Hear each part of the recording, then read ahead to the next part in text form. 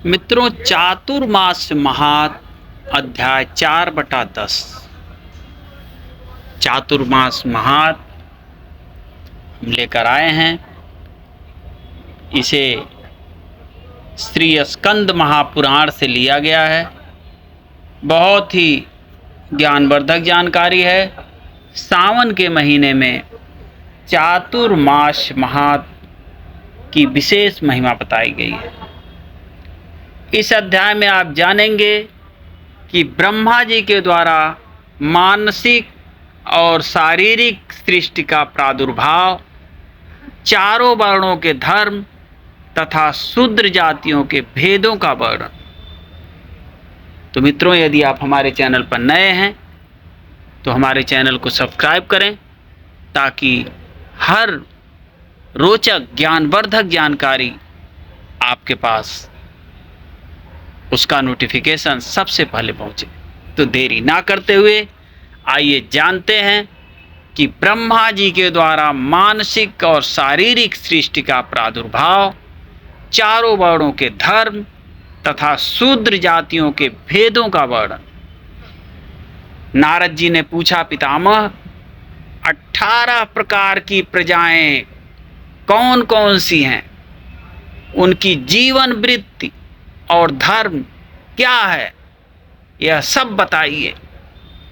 ब्रह्मा जी ने कहा, अपने काल के परिमाण से जब जगदीश्वर भगवान श्री हरि योग निद्रा से जागृत हुए, तब उस समय उनकी नाभि से प्रकट हुए कमल कोश से मेरा जन्म हुआ। तदनंतर उस कमल की नाल से भगवान के उदर में प्रवेश करके जब मैंने देखा, तब वहां मुझे कोटि कोटि ब्रह्मांडों के दर्शन हुए। परंतु फिर जब बाहर आया, तब सृष्टि के पदार्थ और उसके हेतुओं को भूल गया। तब आकाशवाणी हुई कि महामते, तपस्या करो। यह भगवदीय आदेश पाकर मैंने 10,000 वर्षों तक तपस्या की। फिर मन के द्वारा पहले मानसी सृष्टि का चिंतन किया। उससे मरीचि आदि मुनीश्वर ब्राह्मण प्रकट हुए।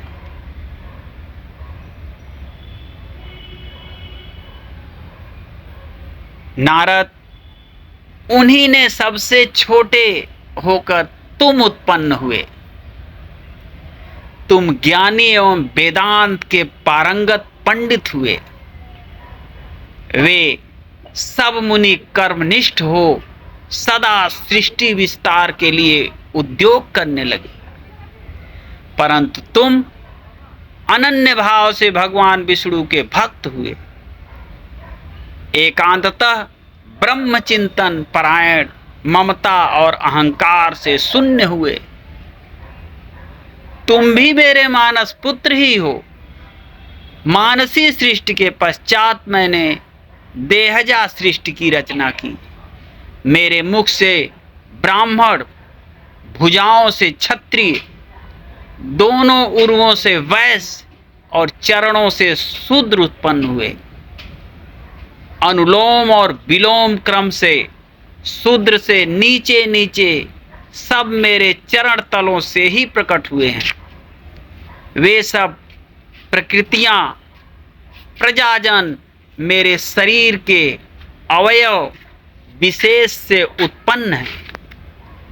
नारद, मैं तुमसे उनके नाम बताता हूं, सुनो।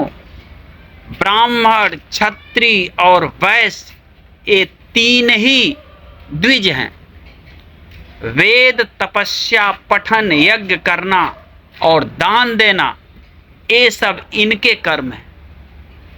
द्विजों को पढ़ाने और थोड़ा सा प्रतिग्रह लेने से ब्राह्मणों की जीविका चलती है। यद्यपि ब्राह्मण तपस्या के प्रभाव से दान ग्रहण करने में समर्थ हैं, तथापि वह प्रतिग्रह न स्वीकार करें, क्योंकि उसे अपने तपोबल की रक्षा सदा करनी चाहिए।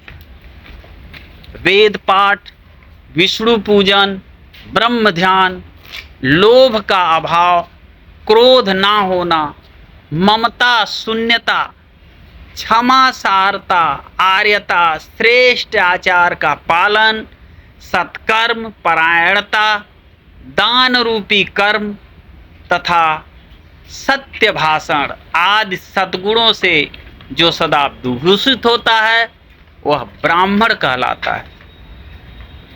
क्षत्रिय को तपस्या, यज्ञ, दान, वेद पाठ और ब्राह्मण भक्ति ये सब कर्म करने चाहिए। शस्त्रों से इनकी जीविका चलती है।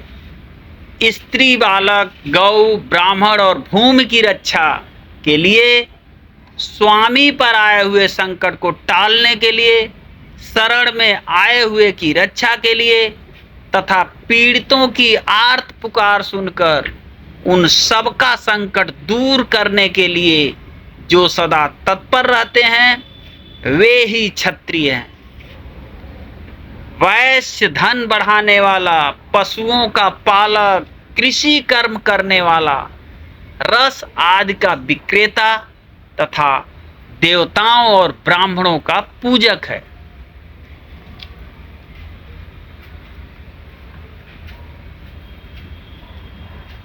वह सूद लेकर धन की उत्पत्ति करें, यज्ञ आदि कर्मों का अनुष्ठान करता रहे, दान और स्वाध्याय भी करे, ये सब वैश्य के कर्म बताए गए हैं। शूद्र भी प्रातः काल उठकर भगवान का चरण वंदन करके विष्णु भक्तिमय श्लोकों का पाठ करते हुए भगवान विष्णु के स्वरूप को प्राप्त होता है। जो वर्ष में आने वाले सभी व्रतों का तिथि तथा वार के अधिदेवता की प्रसन्नता के लिए पालन करता है और सब जीवों को अन्नदान करता है, वह शूद्र गृहस्थ श्रेष्ठ माना गया है। वह वेद मंत्रों के उच्चारण के बिना ही इस लोक में सब कर्म करते हुए मुक्त होता है। चातुर्मास का व्रत करने वाला शूद्र भी श्री हरि के स्वरूप को प्राप्त होता है। महामुने, सभी वर्णों, आश्रमों और जातियों के लिए भगवान विष्णु की भक्ति सबसे उत्तम मानी गई है। जो पवित्र चित्त वाला मनुष्य इस परम पवित्र पुराण को पढ़ता अथवा सुनता है वह पूर्व जन्मोपार्जित समस्त पापों का नाश करके श्री विष्णु की आराधना में तत्पर हो विष्णु लोक को प्राप्त होता है। तो मित्रों, ये आपको चातुर्मास महात्म 4 जिसे हमने श्री स्कंद महापुराण से लिया है, जानकारी आपको कैसी लगी कमेंट बॉक्स में और अवश्य बताएं और हमारे चैनल को लाइक और सब्सक्राइब और शेयर करें। फिर मिलते हैं अगली रोचक जानकारी के साथ, तब तक के लिए जय सिया राम।